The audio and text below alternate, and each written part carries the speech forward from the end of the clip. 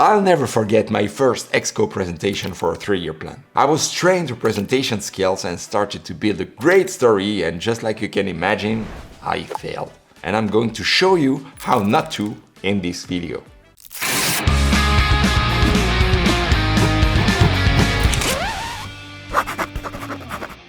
I had everything, a small context, a rise in the intensity to arrive to the famous aha moment, and finish with a resolution. It was perfect in theory, not great in practice. Because the CEO stopped me after slide 3 and asked, okay, show us the P&L. And that's when I learned the hard way. It doesn't matter how robust your preparation is, if it's not adapted to the audience, you've already lost them. And this video is about how to make sure that doesn't happen to you. We'll look at 4 different audiences for people who, just like you, work in finance, and how to adapt the same set of numbers so you actually land the message. Let's start with the group closest to you, the operational team you work with. When you're presenting to operational teams, sales, marketing, product, well, the trap is to talk like a finance person. They don't think in variances, euros, dollars, or margin points. They think in customers, campaigns, products, efficiencies, FTEs, and it takes time because you have to almost understand their business as well as themselves. It's the base of the P&L you show them, and without drivers, it's almost impossible. Operational teams focus on what they can control, so you need to translate finance into their drivers. 2, 3 maximum. That's how you turn your numbers into actions they can control and take next week. In one of my past companies, I had multiple stakeholders, and for most, I had operational drivers on which I could count, and so we understood each other.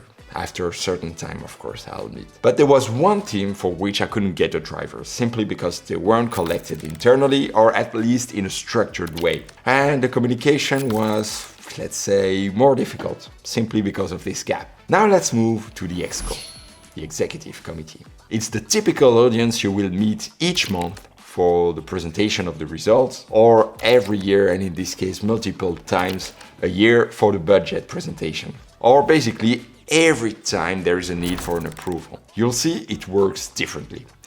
Executives don't have the patience for the full journey. Their time horizon can be varied, it can be the quarter, this year, next year, but the decision needs to go fast because they need to make a decision today. That means you start with the answer or the conclusion.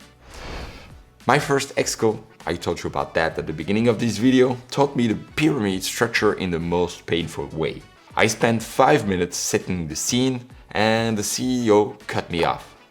Okay, enough with the context, now show us the P&L. It was brutal. Especially because I had learned for TED Talk that you needed to build up the tension. But since then, I always start with the answer for this kind of audience. Here's how it works. Start with the headline, or better said, the conclusion. You can say something like, EBITDA is 4 million under the plan, driven by an increase in churn. We call that the bluff, bottom line up front.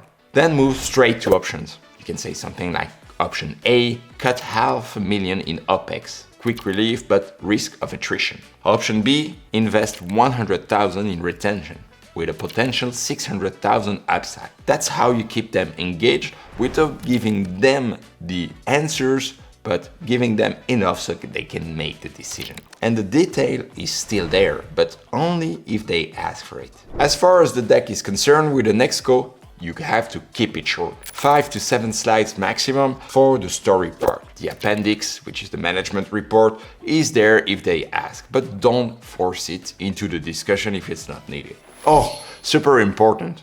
If you want to go deeper into frameworks like this, I offer a free 7-day email course called the Financial Storytelling Starter Pack. It's packed with real-world lessons like these.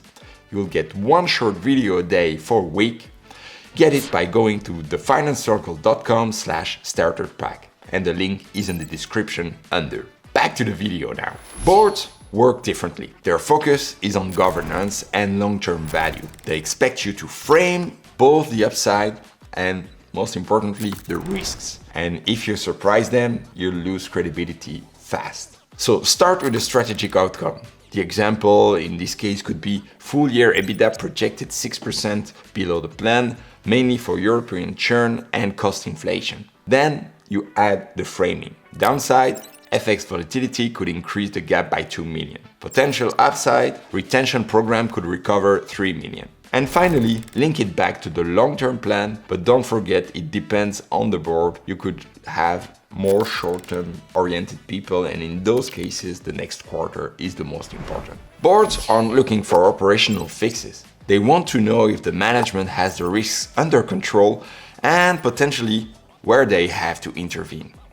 That's the lens you need to adapt. One thing though, in my career, boards were the most imprevisible because depending on the company or the type of shareholders, their profiles can be either very helpful or becoming very political. And that's the worst. All hands presentations are not about reporting. They don't need to know everything. You need to be a catalyst. Your job is to inspire, motivate, and more importantly, reassure people. If things are going badly, people want to hear that leadership understands, has a plan, and that they're part of the recovery. If things are going well, your role is to boost the energy and show that the success belongs to everyone.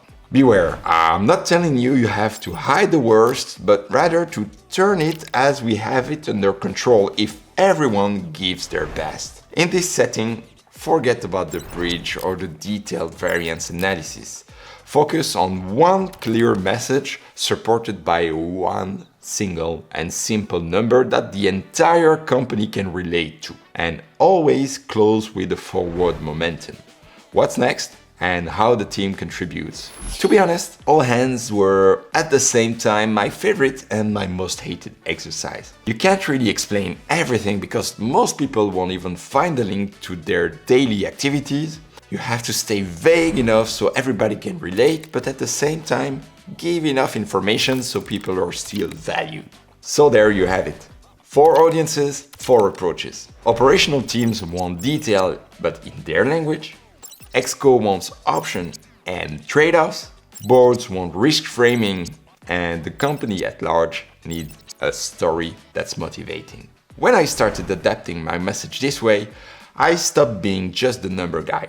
Suddenly I was someone executives asked for advice. And that's the shift I want for you. And one last thing before you go, download the free 7-day starter pack. 7 short lessons that will show you how to turn finance into a story your audience actually remembers. The link is in the description. And make sure you subscribe so you don't miss what's coming next.